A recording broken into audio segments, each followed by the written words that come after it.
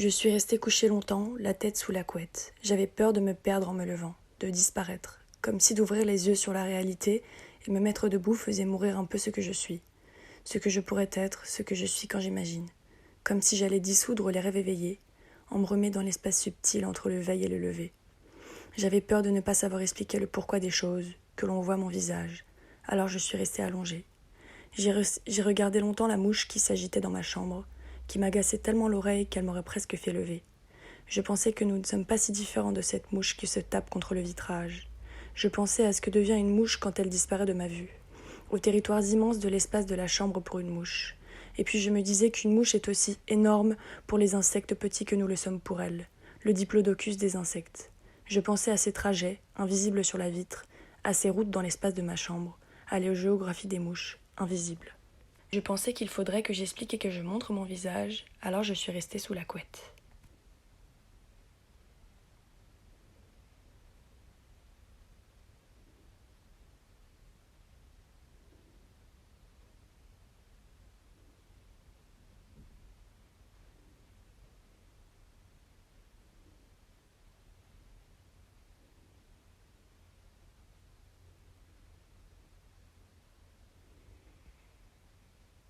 Je pensais aux mains de ma mère épluchant les pommes de terre et à celles de Rodin créant des cathédrales, et j'essayais de comprendre où est la différence. Je pensais aux mains qui se touchent et aux mains qui se battent, aux mains qui taillent des silex et s'impriment en négatif ou positif sur les parois des grottes. J'imaginais le parcours dans les espaces sombres des replis de la terre avec quelques lampes à huile, et je me demandais pourquoi ils avaient été là, dans quelle profondeur de la terre plaquaient leurs mains sur les rochers. Chantaient-ils en même temps qu'ils essayaient d'écouter les pulsations de la terre sous leurs paumes? Je pensais à Marguerite Duras, et je ne comprenais toujours pas où elle avait vu le bleu sur les parois. Du bleu du ciel et de la mer dans les profondeurs de la terre. Je pensais que je voudrais essayer ça, les oxymores qui n'ont jamais existé sur les parois des grottes. Je pensais aux mains capables de tailler d'autres mains dans la pierre, et de les rendre vivantes et pulsatiles.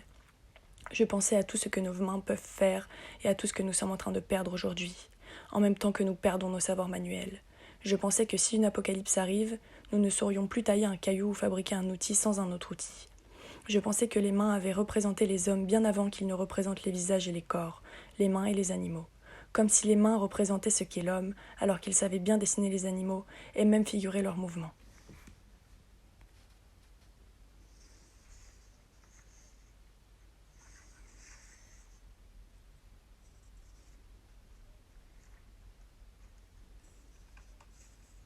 Je pensais aux visages absents de ceux qui avaient plaqué leurs mains sur les rocs, à tous les visages absents, disparus, effacés, à tous ceux qui n'ont pas laissé de traces, à tous ceux qui ont vécu et n'ont pas laissé une image d'eux.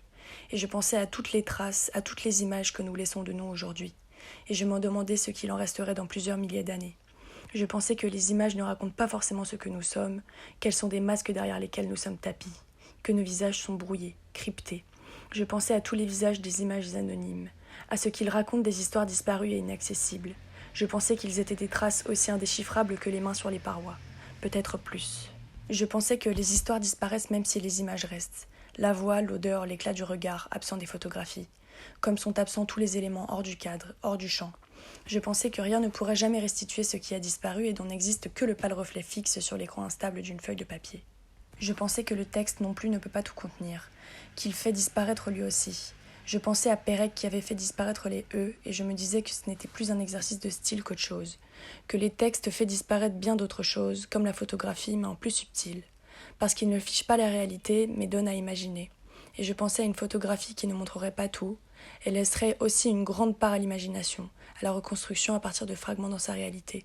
Je pensais à une photographie qui ferait disparaître pour mieux imaginer, et je me disais tout ce que j'ai fait cette année rejoint la notion de disparition, des visages, des images, que tout y rejoint la notion de présence ou d'absence, et je me suis rendormie.